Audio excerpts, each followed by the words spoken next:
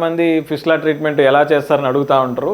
ఈరోజు మనం fistula treatment ఎలా ఉంటుంది, దానికి ట్రీట్మెంట్ విధానాలు ఏంటనే తెలుసుకుందాం. నేను మీ doctor CP Jayachandar, MS Ayurvedic surgeon and proctologist, Uma pile fistula care and Uma dental care Khammam. అంటే ఫిస్టులాకి ఎలాంటి ట్రీట్మెంట్లు ఉన్నాయో తెలుసుకునే ముందు అసలు ఫిస్టులా అంటే అనేది మనం సింపుల్గా తెలుసుకుందాం.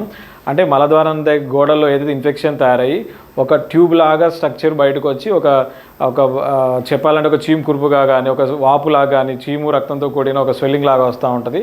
దీన్నే మనం ఫిస్టులా అంటూ ఉంటాం. అంటే మలద్వారం లోపలకి బయటకి మలద్వారం పక్కన ఒక కమ్యూనికేషన్ అనేది ఏర్పడుతూ ఉంటుంది. దీన్నే ఫిస్టులా అంటాం. ఫిస్టులాకి ఇప్పుడున్న కాలంలో చాలా రకాల ట్రీట్మెంట్స్ అనేవి మనకి అవైలబుల్ ఉన్నాయి. దాంట్లో ముఖ్యంగా చూసుకుంటే క్షారసూత్ర కావచ్చు, దాంతోపాటు ఫిస్టులాటమీ, ఫిస్టులెక్టమీ, లేజర్, ఇంకా చాలా రకాల లిఫ్ట్ కావచ్చు, స్లాఫ్ట్, చాలా రకాల పద్ధతులు అనేది మనం ఫిస్టులాకి సర్జరీగా చూడటం జరుగుతూ ఉంటుంది.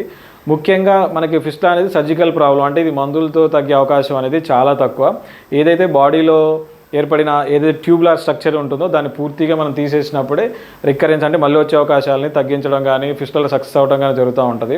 ముఖ్యంగా చూసుకుంటే ఈ ఫిస్టులా ట్రీట్మెంట్లో మనకి మెయిన్ కన్సర్న్ దేని గురించి అంటే ఇన్కాంటినెన్స్ మరియు దాంతో రికరెన్స్. అంటే ఇన్కాంటినెన్స్ అంటే ఫిస్టులా అనేది ఒక కండరం మధ్యలోంచి వచ్చిందా, లేకపోతే లోపల 2 కండరాల నుంచి దాటొచ్చిందా, ఆ కండరం ఇన్వాల్వ్మెంట్ ఎంత ఉంది, మనం ఆ కండరాన్ని ఎంతవరకు మనం కంఫర్టబుల్గా